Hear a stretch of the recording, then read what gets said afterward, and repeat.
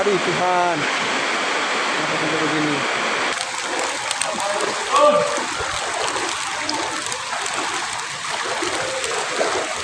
Pagi ini masyarakat Bali dibangunkan dengan cara yang tidak biasanya.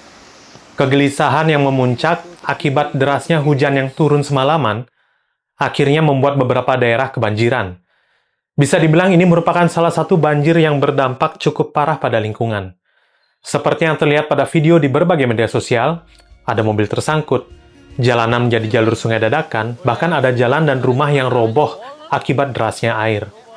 Apakah ini karena derasnya hujan aja? Di tahun 70-an, ketika saya berbicara dengan orang tua di rumah tentang apa yang terjadi di masa itu, hujan deras memang memiliki potensi untuk menyebabkan genangan air yang besar, tapi tidak berlangsung lama. Karena dalam hitungan menit, tanah akan meresap air yang sama cepatnya dengan derasnya hujan yang datang. Kalau begitu, kenapa sekarang berbeda? Di luar dari faktor alam, sepertinya ada hal lain yang patut menjadi perhatian dan pertanggungjawaban pihak-pihak yang dalam tanda kutip menyebabkan ini semua terjadi. Saat saya menelusuri media sosial, saya tersentak melihat salah satu unggahan dari Guru Sugilanus di Instagram. Beliau adalah pembaca manuskrip Lontar Bali dan juga Jawa Kuno. Beliau juga aktif mengedukasi pembaca lewat beberapa tulisan yang terkait dengan kehidupan masyarakat, terkait dari apa yang telah diejawantahkan melalui lontar-lontar yang ada. Nah, terkait dengan kejadian banjir kali ini, dikutip dari Lontar Sempadan yang membuat larangan membangun di beberapa titik seperti sempadan belakang rumah, dekat sungai dan jurang. Hal ini ternyata sudah dijelaskan sejelas-jelasnya dalam lontar tersebut, bahwa telajakan atau sempadan depan rumah yang menjadi batas jalan dan rumah itu dilarang untuk dibangun dan harus kosong karena berfungsi sebagai paritan antara jalan dan rumah, menjadi jelinjing, sungai, dan telabah yang secara tradisional merupakan kanal air. Jadi jalan depan rumah dengan telajakan berfungsi menjadi sungai dadakan jika terjadi hujan dengan volume atau waktu yang tidak terduga. Telajakan dan tebah dilarang dibangun karena bertujuan untuk menjaga fungsi alami sungai, mencegah bencana seperti banjir dan longsor, serta melindungi ekosistem dan kesehatan masyarakat. Tebah dan sepadan sungai itu adalah zona penyangga penting yang harus bebas dari bangunan untuk menjamin aliran air yang lancar dan mencegah kerusakan lingkungan, serta potensi kehilangan harta dan jiwa.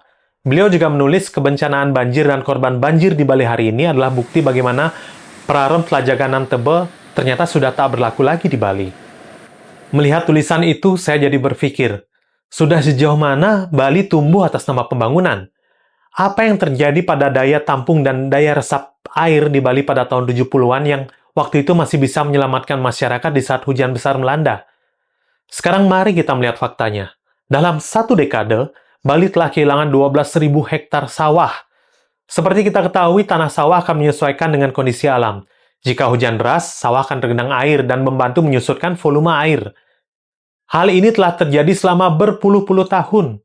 Sawah dan tegalan yang dulunya berfungsi sebagai spons alam untuk menyerap air, kini berubah menjadi deretan villa, kafe, dan perumahan. Air yang seharusnya meresap ke tanah, kini terpantul dari beton, berlari kencang ke jalanan dan meluap ke rumah-rumah kita. Itu baru satu. Yang kedua, pelanggaran tata ruang yang sudah berlangsung lama. Indonesia memiliki Peraturan Menteri PUPR Nomor 28 Tahun 2015 tentang penetapan garis sempadan sungai dan sempadan danau. Jelas disebutkan, sempadan sungai di wilayah perkotaan harus dijaga minimal 10-15 meter dari bibir sungai. Tapi mari kita lihat daerah aliran sungai hari ini. Bahkan ada bangunan permanen yang jaraknya hanya 1-5 meter dari sungai. Lalu ada Perda Provinsi Bali tentang Tata Ruang Wilayah 2009-2029 yang seharusnya menjadi kompas pembangunan Bali, mengatur kawasan lindung resapan, jalur hijau. Tapi faktanya alih fungsi lahan terjadi begitu masif. Pemerintah daerah sering menutup mata atau mungkin justru ikut memberi izin. Artinya apa? Regulasinya ada, aturannya jelas, tapi implementasinya nihil. Yang terjadi kita justru membangun kota di atas fondasi pelanggaran.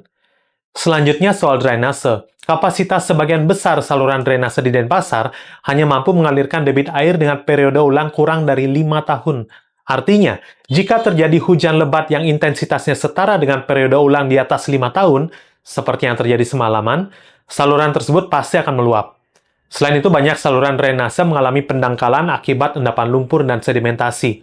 Penyempitan saluran juga terjadi akibat pembangunan yang tidak terencana di sepanjang bantaran sungai atau saluran. Jadi, selain adanya pembangunan yang menutup jalur air, Kebiasaan membuang sampah di sungai dari masyarakat juga turut mengambil peran besar dari bencana banjir yang terjadi pagi ini. Belum lagi kita punya PR untuk mengurus sampah kita sendiri kan? Padahal pengurusan sampah selain merupakan tanggung jawab masyarakat dan pelaku usaha berdasarkan Pergub Bali Nomor 47 Tahun 2019, pemerintah juga wajib dan bertanggung jawab secara spesifik untuk pengelolaan sampah berdasarkan Undang-Undang Nomor 18 Tahun 2008. Nah, ada dua aturan nih. Masyarakat terjepit lagi di tengahnya dan lagi-lagi menjadi korban aturan. Mari kita jujur pada diri kita sendiri. Banjir pagi ini di Bali bukanlah sekedar bencana alam. Ia adalah bencana buatan manusia.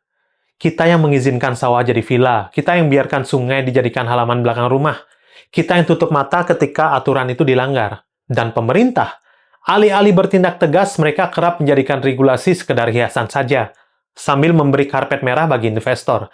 Padahal, Bali itu adalah pulau kecil dengan ekosistem yang rapuh. Sekali kita rusak daya tampung lingkungannya, konsekuensinya langsung kita rasakan. Seperti pagi ini. Hari ini banjir, besok mungkin tanah longsor, dan siapa tahu esok lusa krisis air bersih. Dan semua ini saling terhubung. Kalau kita ingin Bali tetap hidup, bukan sekedar hidup dari pariwisata ya, tapi benar-benar bisa dihuni oleh generasi mendatang, maka ada satu hal yang harus dilakukan. Penegakan hukum tata ruang tanpa kompromi, bukan sekedar nanam pohon di hari lingkungan, bukan sekedar normalisasi sungai jelang musim hujan, tapi berani bilang tidak pada pembangunan yang melanggar aturan. Jangan lagi hanya sekedar berpose bersama para pelaku kegiatan baik pemerintah atau swasta tentang selamatkan Bali, yang ujung-ujungnya menjadi laporan bahwa acara telah berjalan sukses. Kalau kita terus menunda, banjir hari ini bukan yang terakhir, dia menjadi pembuka. Dan yang roboh bukan cuma bangunan di tepi sungai, tapi fondasi moral kita sebagai masyarakat yang membiarkan aturan dijadikan dagangan. Mau sampai kapan kita seperti ini? Saya Bligong Yuda, dan inilah sesi Tukar Pikiran.